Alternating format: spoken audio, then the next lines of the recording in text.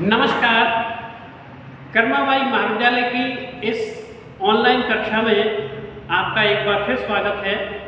विद्यार्थियों, आज की कक्षा में जो हमारा टॉपिक है वो है संविधान के स्रोत। भारतीय संविधान को उधार का थैला कहा जाता है। उधार का थैला यानी कि विभिन्न देशों से या विश्व के विभिन्न क्षेत्रों से विभिन्न तत्वों को लेकर के भारतीय संविधान में शामिल किया गया और विभिन्न देशों के जो संविधानों से तत्वों को लिया जा रहा था तो उसमें एक बात का विशेष ध्यान रखा गया कि किसी अमुक संविधान में कोई बात विशेष अच्छी है तो उसको वहां से ले लिया गया था और यदि कोई बात उसमें अच्छी नहीं है तो उसको हटा दिया गया था।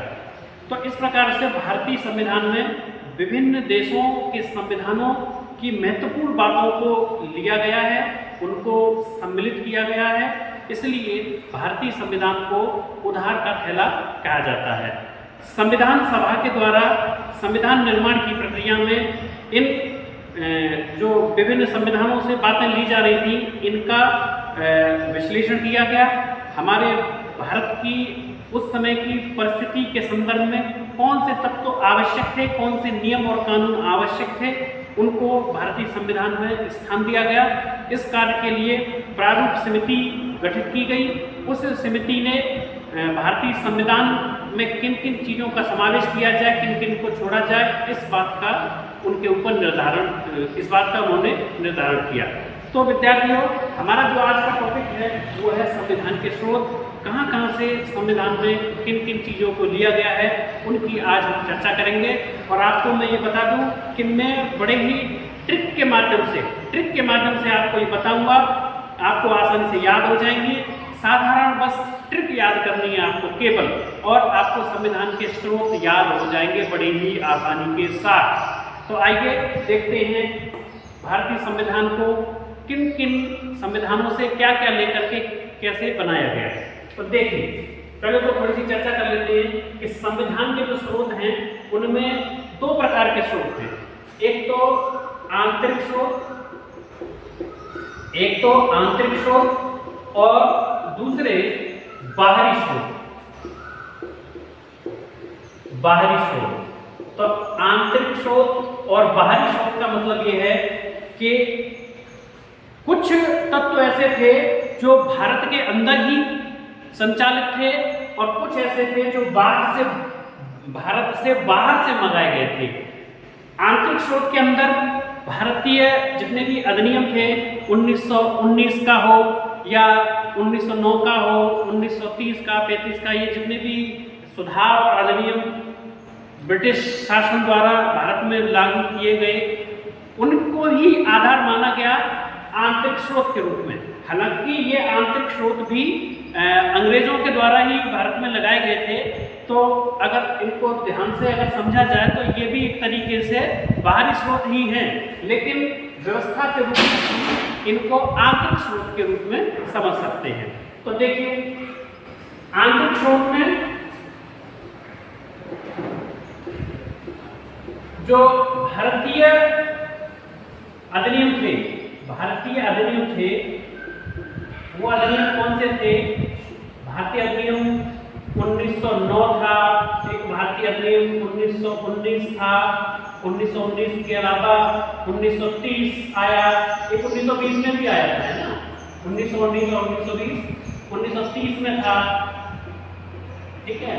फिर 1935 में आया भारत सरकार अधिनियम, 1909 में माल्य विंडो सुधार आया था, 1919 में मॉन्टेग्यू चेम्स कोड सुधार आया था और 1930 में साइमन कमीशन आया था। 1935 में भारतीय सरकार अधिनियम आया था। तो इस प्रकार के जो अधिनियम थे ये सब आंतरिक स्रोत के अंदर हम सम्मिलित करते हैं। इसके अलावा जो बाहरी स्रोत थे इनमें विभिन्न देशों के जो संविधान थे उन संविधानों में से मुख्य तत्वों को लिया गया था उनको बाहरी स्रोत में रखा जाता है। तो इस प्रकार से आंतरिक स्रोत और बाहरी स्रोत दो प्रकार के स्रोत हमारे भारतीय संविधान के निर्माण में सम्मिलित किए जाते हैं। अब सबसे पहले हम आंतरिक स्रोत की बात कर लेते हैं, कौन कौन से आंतरिक स्रोत थे, फिर बाहरी स्रोत की चर्चा हम करेंगे। तो देखिए आंतरिक स्रोत की चर्चा कर लेते हैं। पहले हम आंतरिक स्रोत की चर्चा कर लेते हैं। तो जो पहला 1919 में जो है ये है 1909 में जो है ये है भारत सरकार अधिनियम 1909 और इसको नाम दिया गया था मार्ले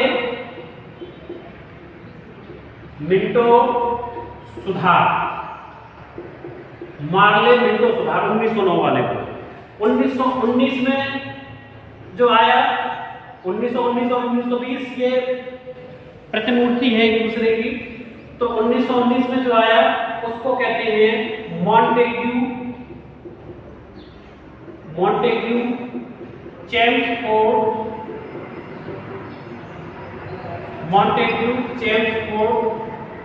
सुधार। ये सुधार का मतलब अधिनियम ही है, आप इसको अधिनियम समझ सकते हैं, ठीक है। इनको नियम या कानून समझ सकते हैं जो भारत के अंदर लागू किए जा रहे हैं ब्रिटिश सरकार के द्वारा, ठीक है।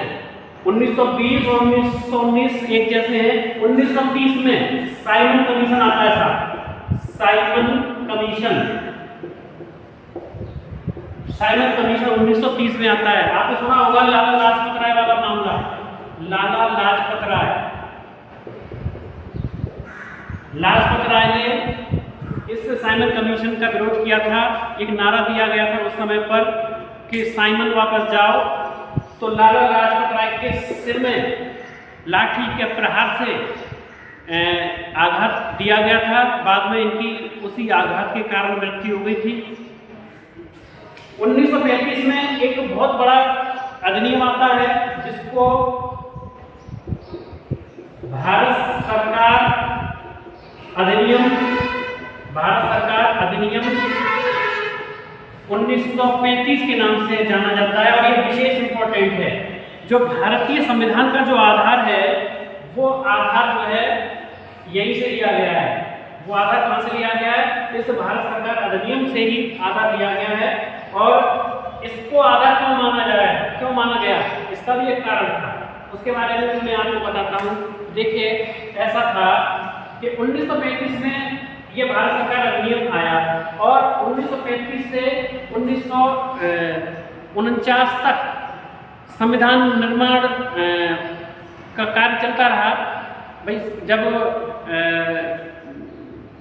इंग्लैंड से भारत के अंदर जब संविधान सभा के निर्माण के लिए जब कमीशन आया तो उस कमीशन के द्वारा जब स्वीकृति दे दी गई कि संविधान निर्माण कीजिए आप, तो उसमें भी 2 वर्ष 11 माह 18 दिन का समय लगा। तो 1949 में भी 26 नवंबर 1949 में केवल 15 अनुच्छेद ही लागू हो पाए थे। लेकिन पूर्ण रूप से जो वर्तमान संविधान है वो 26 जनवरी 1950 को ही लागू हो पाया था। तो आप सही रूप में माने तो जो संविधान पूरी तरीके से कार्य में आया वो 1950 में के बाद में ही आया, 26 जनवरी 1950 के बाद में आया।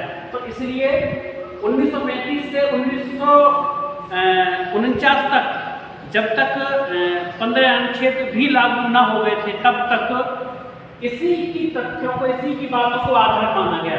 यानी कि भारत जो है इसी आधार पर चलता रहा, इसी भारत सरकार अधिनियम 1935 के आधार पर रन होता रहा, कार्य करता रहा भारत।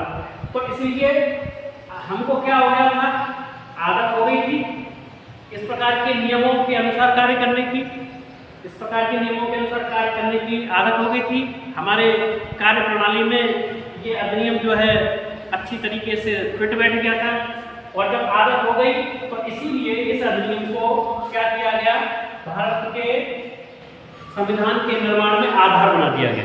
तो इस प्रकार से ये भारतीय संविधान के निर्माण के कैसे स्रोत हैं, आंतरिक स्रोत हैं, जिनको के आंतरिक रूप से शामिल किया जाता है। इसके अलावा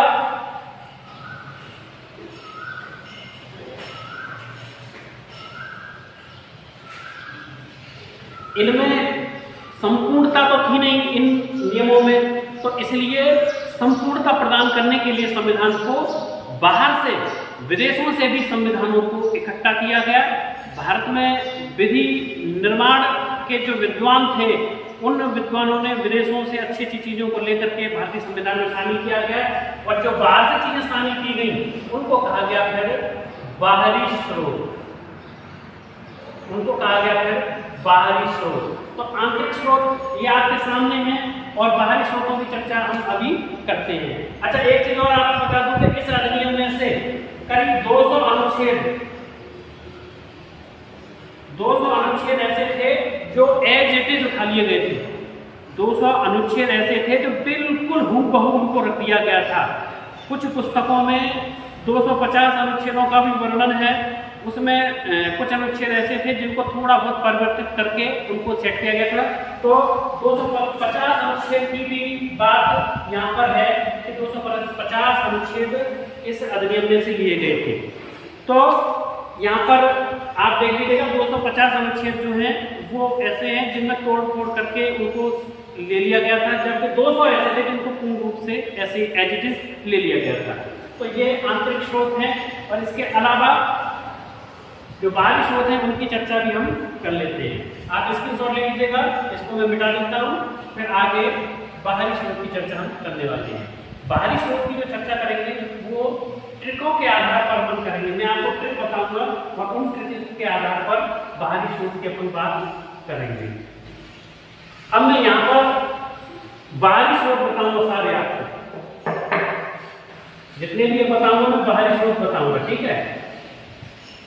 और जो भारत सरकार अधिनियम जो आया था ना, उसमें 321 अनुच्छेद थे टोटल अनुच्छेद की संख्या 321 थे, जिनमें 10 अनुसूचियां थी, 10 शेड्यूल्स थे, ठीक है।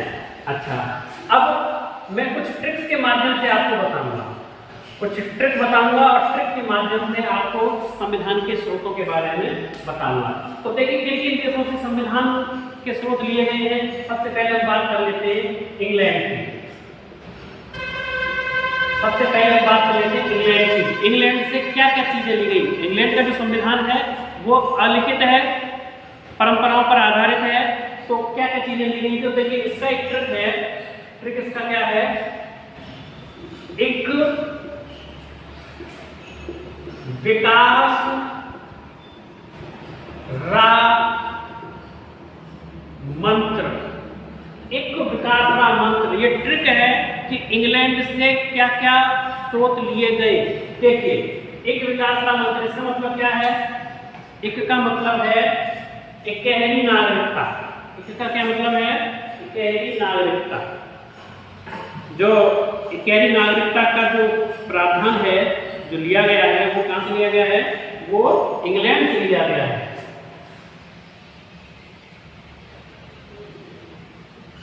इकहरी नागरिकता। अच्छा बात, एक का मामला हो गया। अब दूसरा वे का मतलब है विधि का शासन, विधि का शासन व विधि निर्माण की प्रक्रिया, विधि निर्माण की प्रक्रिया। तो देखिए विधि जो कानून निर्माण की प्रक्रिया और कानून का जो शासन है वो कौन से लिया गया था, वो इंग्लैंड से लिया गया था, ठीक है। फिर का क्या मतलब है, का मतलब है कानून निर्माण।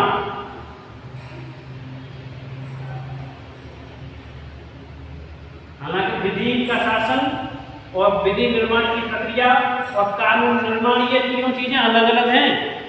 विधि का शासन या विधि निर्माण की प्रक्रिया और कानून निर्माण ये अलग अलग चीजें हैं तीनों, ठीक है। थोड़ा सा डिफरेंस देखने में लगता है एक जैसे ही, लेकिन इनमें अंतर है, ठीक है। अब कानून निर्माण के बाद में स विकास, तो स से आता है आपका संसदीय व्यवस्था। संसदीय व्यवस्था। ये संसदीय व्यवस्था कहां से ली गई? इंग्लैंड से ली गई। हम इंग्लैंड की बात कर रहे हैं कि इंग्लैंड से हमने क्या क्या लिया है। टोटल इंग्लैंड के लिए गए तत्व है ये, ठीक है। और रा का मतलब राष्ट्रपति की संवैधानिक स्थिति, राष्ट्रपति की संवैधानिक स्थिति, ये कहां से लिया गया है? ये भी इंग्लैंड से लिया गया है। और मंत्र, मंत्र से क्या है? मंत्री परिषद का लोकसभा के प्रति उत्तरदायी,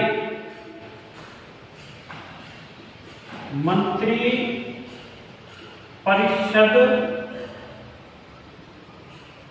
परिषद का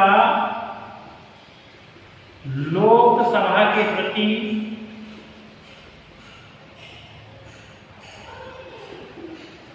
उत्तरदायित्व। तो ये कहां से लिया गया है? इंग्लैंड से। तो इंग्लैंड से हालांकि और भी चीजें ली गई हैं इंग्लैंड से, हम मूल चीजों की बात कर रहे हैं यहाँ पर, जो मूल चीजें हैं। तो इंग्लैंड से एक नागरिकता जो हमारे संविधान में है वो प्रावधान वहां से लिया गया है। विकास यानी विधि का शासन और विधि निर्माण की प्रक्रिया, ये भी इंग्लैंड से ली गई। कानून निर्माण, ये इंग्लैंड से लिया गया। संसदीय व्यवस्था, जो संसद है हमारी, संसद का उच्च सदन और निम्न सदन है, 2 सदन है, ये जो व्यवस्था है ये हमने इंग्लैंड से ली। और राष्ट्रपति की संवैधानिक स्थिति, संविधान के अंदर राष्ट्रपति की क्या शक्तियां हैं, किस प्रकार का उसका कार्य होगा, ये शक्तियों जैसी चीजें हैं, ये सारी कहां से ली गई? इंग्लैंड से ली गई। और साथ में मंत्री परिषद का लोकसभा के प्रति उत्तरदायित्व। 2 चीजें होती हैं, एक मंत्रिमंडल होता है और एक मंत्री परिषद होती है, ठीक है। मंत्रिमंडल के अंदर केवल कैबिनेट मंत्री होते हैं, मंत्रिमंडल के अंदर केवल कैबिनेट मंत्रियों को शामिल किया जाता है, जबकि मंत्री परिषद के अंदर संपूर्ण सरकार के सभी मंत्रालय, चाहे स्वतंत्र राज्य मंत्री हो, उपमंत्री हो, है ना, इस प्रकार के जो भी मंत्री हैं या जो भी लोग हैं जो सरकार को चलाने के लिए काम में लिए जाते हैं, उन सबको शामिल किया जाता है मंत्री परिषद के अंदर। तो इस प्रकार से विद्यार्थियों, ये एक विकास महामंत्र, इसको अच्छे से आप रख लीजिएगा। और इसमें इंग्लैंड से क्या क्या लिया गया है वो सारी चीजें इसके अंदर शामिल हो जाती हैं। आपको इंग्लैंड के संविधान से जो भी चीजें ली गई हैं उनको एक एक करके रखने की जरूरत नहीं है, केवल ट्रिक को आप देख लीजिएगा और एक एक बार इन सबको देख लीजिएगा और ये आराम से याद हो जाएंगे। आप इसका स्क्रीनशॉट ले लीजिएगा। इसके बाद फिर कोई दूसरा देश लेते हैं, दूसरा देश अमेरिका लेते हैं कि अमेरिका से क्या क्या लिया गया है भारतीय संविधान में। विद्यार्थियों, इन जो संविधान के स्रोत हैं इनमें से जरूर परीक्षाओं में सवाल पूछे जाते हैं, वो किसी भी कंपटीशन का सवाल हो, ये केवल विषय के विद्यार्थियों के लिए ही लाभदायक नहीं है। ये वीडियो ये प्रत्येक कंपटीशन की तैयारी करने वाले विद्यार्थियों के लिए लाभदायक है। अब बात करते हैं हम अमेरिका की। अमेरिका से क्या क्या लिया गया है? देखिए, सबसे ज्यादा चीजों को अमेरिका के संविधान से ही लिया गया है, ठीक है। सबसे ज्यादा जो चीजें ली गई हैं अगर बाहरी स्रोतों में देखा जाए तो अमेरिका से ली गई हैं। और आंतरिक स्रोत की बात करें तो आंतरिक स्रोत में भारत सरकार अधिनियम 1935 में से सबसे ज्यादा अनुच्छेदों को या सबसे ज्यादा तत्वों को लिया गया है भारत के संविधान में। तो देखिए, इसका जो ट्रिक है वो है संविधान से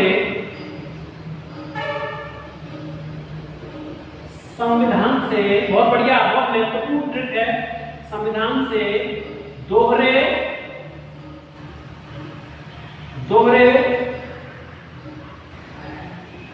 अन्याय की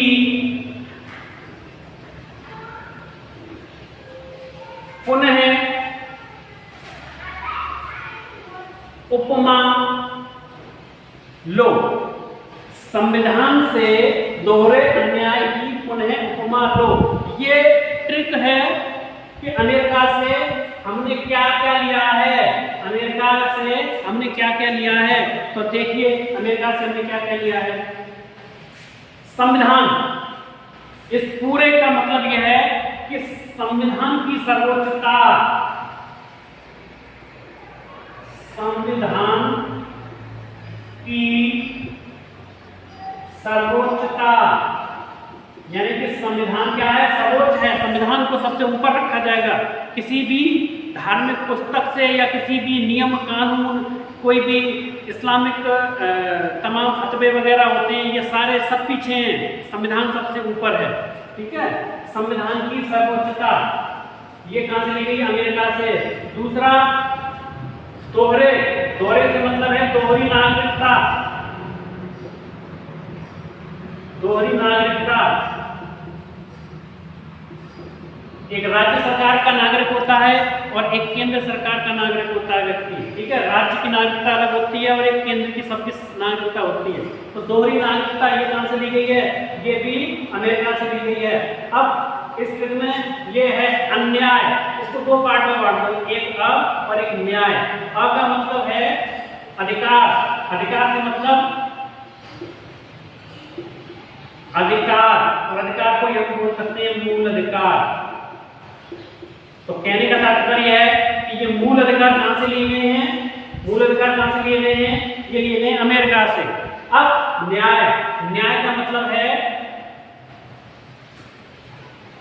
स्वतंत्र व निष्पक्ष न्यायपालिका, स्वतंत्र व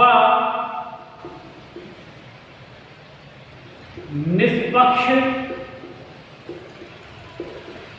न्यायपालिका, स्वतंत्र व निष्पक्ष न्यायपालिका, ये कहां से लिया गया है, अमेरिका से लिया गया है। और आगे देखिएगा पुनः, पुनः का क्या मतलब है, पुनः का मतलब है न्यायिक पुनरावलोकन, न्यायिक पुनरावलोकन। न्यायिक पुनरावलोकन का जो अधिकार है, न्यायिक पुनरावलोकन जो किया जाता है कोर्ट के द्वारा, न्यायालय के द्वारा, वो न्यायिक पुनरावलोकन की व्यवस्था ये भी अमेरिका से ली गई है। इसके अलावा उपमा, इसको उप को अलग कर दीजिएगा, उप को अलग कर दीजिएगा और मां को अलग कर दीजिएगा। ठीक है, तो इसका मतलब क्या हुआ, उप का मतलब हो गया उपराष्ट्रपति, उप का मतलब हो गया उपराष्ट्रपति, उपराष्ट्रपति का पद एवं उपराष्ट्रपति का पद एवं स्थिति, ये कहां से लिया गया, ये भी लिया गया है अमेरिका से। और मां का मतलब क्या है, मां का मतलब है महाभियोग, मां का मतलब है महाभियोग, महाभियोग। और किसके ऊपर, राष्ट्रपति, राष्ट्रपति पर महाभियोग। तो ये जो महाभियोग की व्यवस्था है, सर्वोच्च पद होता है राष्ट्रपति का, है ना, तो उस सर्वोच्च पद पर जो अभियोग चला जाता है वो कहां से लिया गया है, अमेरिका से लिया गया है। उपमा, उपराष्ट्रपति और मां से। और लो का मतलब है लोकतंत्रात्मक शासन, लो का मतलब है लोकतंत्रात्मक शासन। लोकतंत्र और गणतंत्र दो वर्ड होते हैं, लोकतंत्र और गणतंत्र, इनमें फर्क होता है, अंतर होता है। जब मैं आपको नेक्स्ट प्रस्तावना के बारे में आपको पढ़ाऊंगा, एक वीडियो बनाऊंगा मैं भारतीय संविधान की प्रस्तावना या उद्देशिका, उसमें मैं आपको विस्तार से बताऊंगा लोकतंत्र, उसमें जो शब्द का प्रयोग किया गया ना, लोकतंत्रात्मक, गणराज्य, इस प्रकार के शब्दों का प्रयोग किया गया है, तो वहां पर मैं एक एक शब्द को विस्तार से बताऊंगा आपको। तो ये लोकतंत्रात्मक यानी लोगों का शासन, लोगों के द्वारा चुनी हुई सरकार, ये व्यवस्था कहां से दी गई, अमेरिका से दी गई। तो विद्यार्थियों, ये एक ट्रिक ऐसी जो कि अमेरिका से लिए गए तत्वों को बताती है कि भारतीय संविधान में अमेरिका से क्या क्या लिया गया है। तो अमेरिका से लिया गया है साहब संविधान की सर्वोच्चता। पहले एक बार ट्रिक को पढ़ लेते हैं। संविधान से दोहरे अन्याय की पुनः उपमा लो, इसको रख लेना। संविधान से संविधान की सर्वोच्चता, दोहरे से दोहरी नागरिकता, अन्याय में अव से अधिकार यानी मूल अधिकार, और न्याय से न्यायपालिका यानी स्वतंत्र व निष्पक्ष न्यायपालिका। पुनः न्यायिक पुनरावलोकन, न्यायिक पुनरावलोकन कोर्ट के द्वारा किया जाता है ना। उपमा, उप का मतलब है उपराष्ट्रपति का पद और उसकी स्थिति। मां का मतलब है महाभियोग, राष्ट्रपति पर महाभियोग कैसे चलाया जाएगा, क्या उसकी प्रक्रिया रहेगी, किन परिस्थितियों में लगाया जाएगा। लो का मतलब है लोकतंत्रात्मक शासन। तो इस प्रकार से संविधान के स्रोत जो है जो अमेरिका से लिए गए हैं वो कौन से हैं, संविधान से दोहरे अन्याय की पुनः उपमा लो। हालांकि और भी कई चीजें अमेरिका से और भी चीजें ली गई हैं। इन ट्रिक्स के अंदर केवल मैं उन चीजों को शामिल कर रहा हूं जो विभिन्न कॉम्पिटिशन्स के अंदर आते हैं या जो कि पर्याप्त हैं। तो इस प्रकार से ये हमने अमेरिका के जो तत्व हैं जो शामिल किए गए थे भारतीय संविधान में उनकी बात कर ली। आप स्क्रीनशॉट ले चुके होंगे, मैं अब इसको मिटा देता हूँ। अब दूसरी ट्रिक की बात करते हैं। बहुत सी चीजें ली गई हैं विभिन्न देशों से, आपको याद करना बड़ा सरल हो जाएगा। ये संविधान के जो स्रोत हैं ये बड़ा इजी हो जाएगा, कुछ भी नहीं है, बहुत सरल है विद्यार्थियों, बड़ा ही आसान है, बस थोड़ा सा ध्यान देने की आवश्यकता है। अगली ट्रिक है हमारी रानी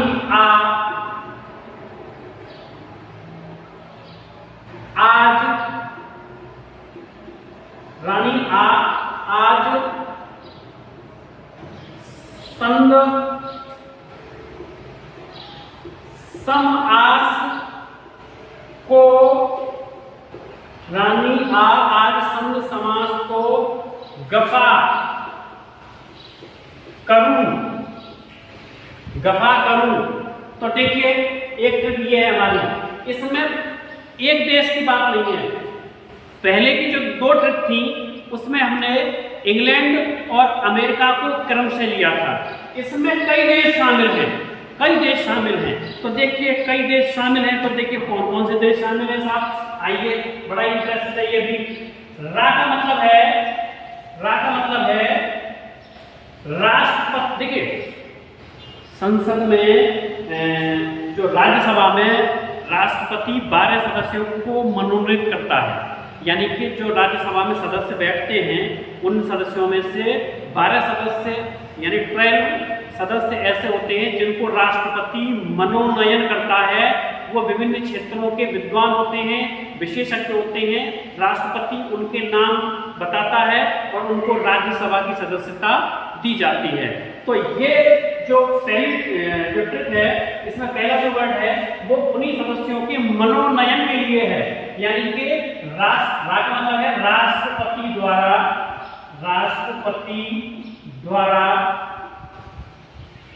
12 सदस्यों का राज्यसभा में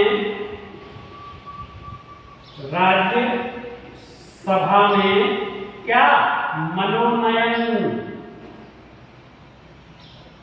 लोकसभा में भी इस प्रकार की व्यवस्था है। कुछ आंग्ल इंडियन दोनों उसमें जा सकते हैं। इस प्रकार की व्यवस्था को बाद में करेंगे जब हम संसद की चर्चा करेंगे। संसद के ऊपर हम वीडियो बनाएंगे, फिर संसद के सदनों की और उनकी व्यवस्थाओं की और उनकी विशेषताओं की बात करेंगे, तब इनकी विस्तार से चर्चा करेंगे। नी का मतलब होता है इस ट्रिक में, नी का तात्पर्य है नीति निर्देशक तत्व। बड़ा महत्वपूर्ण है ये मामला। नीति निर्देशक तत्व ये कहां से लिए गए हैं, रा और नी, यानी कि राष्ट्रपति के 12 सदस्य जो राज्यसभा में जाएंगे वो, और नीति निर्देशक तत्व आ में, कौन से देश में, आ में। और आ का क्या मतलब है यहाँ पर, देखिए साहब, आ का मतलब ये है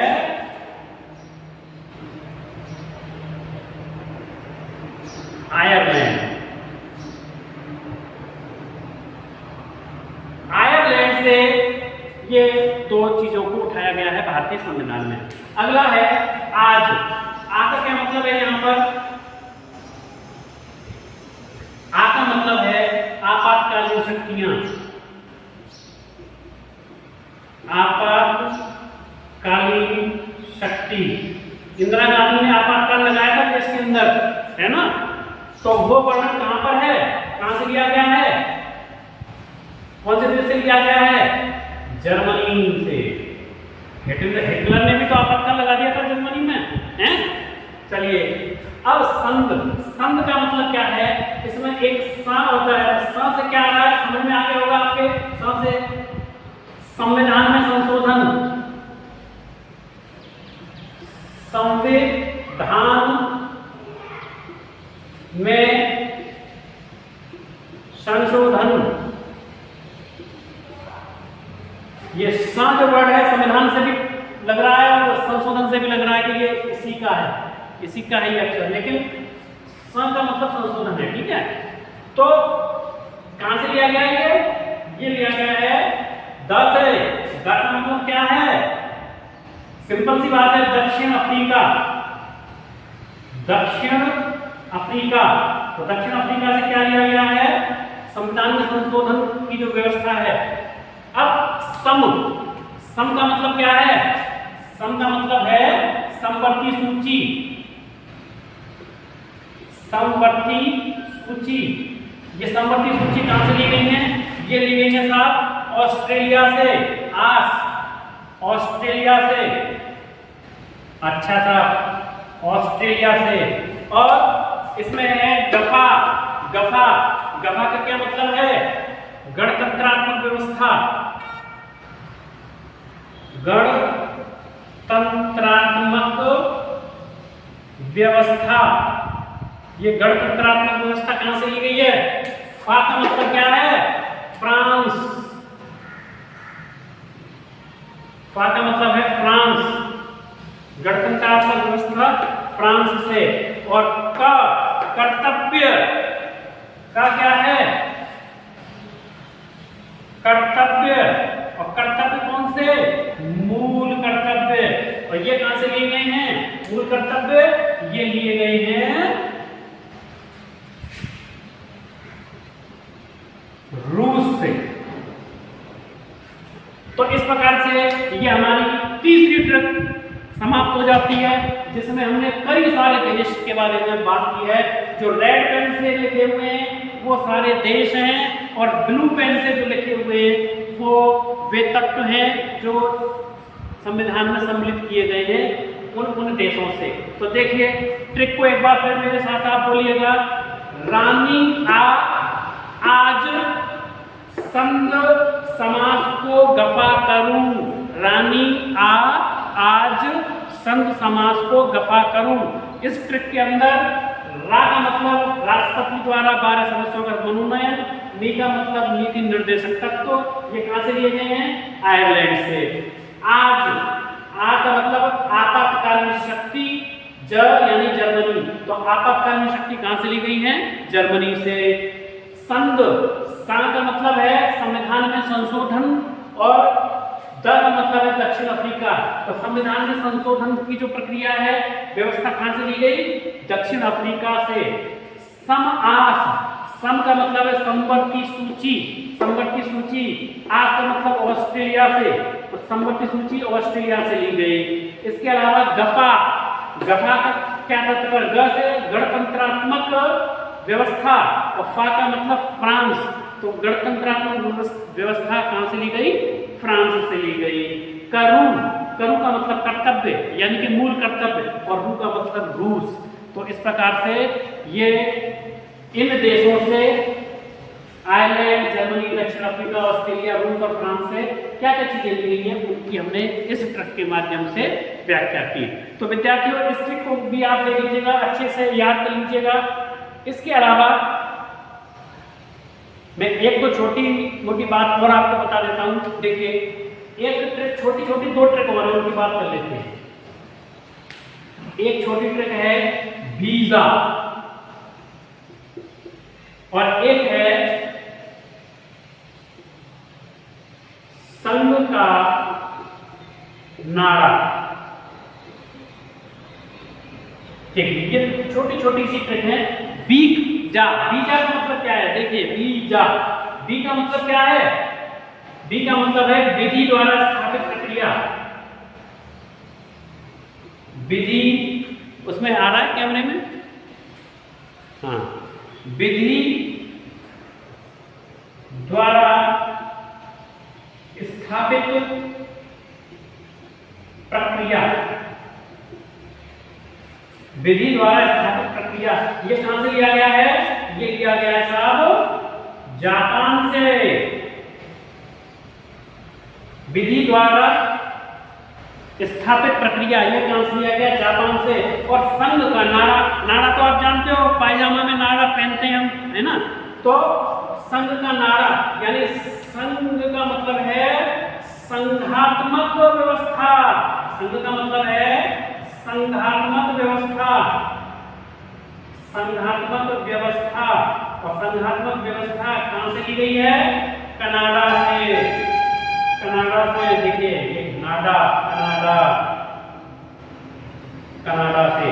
तो इस प्रकार से ये विद्यार्थियों, मैंने आपको भारत के संविधान के जो 2 स्रोत थे, 2 स्रोत कौन से थे? एक स्रोत था आंतरिक, एक स्रोत था आंतरिक और एक स्रोत था बाहरी। तो ये बाहरी स्रोतों के बारे में मैंने आपको यहाँ बताया है। ये बाहरी स्रोत की ट्रिक्स आपको बताई है मैंने, 4-5 छोटी छोटी ट्रिक्स हैं ये। 2 ट्रिक तो बहुत ही छोटी हैं और 3 ट्रिक थोड़ी सी बड़ी हैं। इन 5 ट्रिक के माध्यम से आपकी किसी भी कंपटीशन की तैयारी में संविधान में कौन सी चीजें किस देश से ली गई हैं, उन प्रश्नों के उत्तर बड़ी ही आसानी से निश्चित रूप से दे सकते हो। इस वीडियो में केवल मैंने उन्हीं चीजों को सम्मिलित किया है जो विभिन्न कंपटीशंस के अंदर आते हैं। तो विद्यार्थियों, ये ट्रिक भी आपको अच्छी लगी होंगी, ये वीडियो आपको अच्छा लगा होगा, आपको अच्छे से समझ में आ गया होगा। संविधान के आंतरिक और बाहरी स्रोत दोनों अलग अलग आपको डिफाइन कर दिए हैं। और आंतरिक स्रोत में भारत सरकार अधिनियम 1935 को ही आधार माना गया है। क्यों? क्योंकि वो 1935 में लागू होने के बाद में बहुत से नियम कानून प्रकाश में आ गए थे और उनको लागू कर दिया गया था। इसलिए हमारे व्यवहार में, हमारी आदत में आ गए थे, तो उनको लागू करना भारत के संविधान में बड़ा ही आसान था। इसलिए ज़्यादातर चीज़ों को 1935 अधिनियम से लिया गया था। और बाहरी जो स्रोत हैं उनमें अमेरिका से बहुत ज़्यादा चीज़ों को लिया गया। तो इस प्रकार से विद्यार्थियों, ये वीडियो आपको अच्छे से समझ में आया होगा।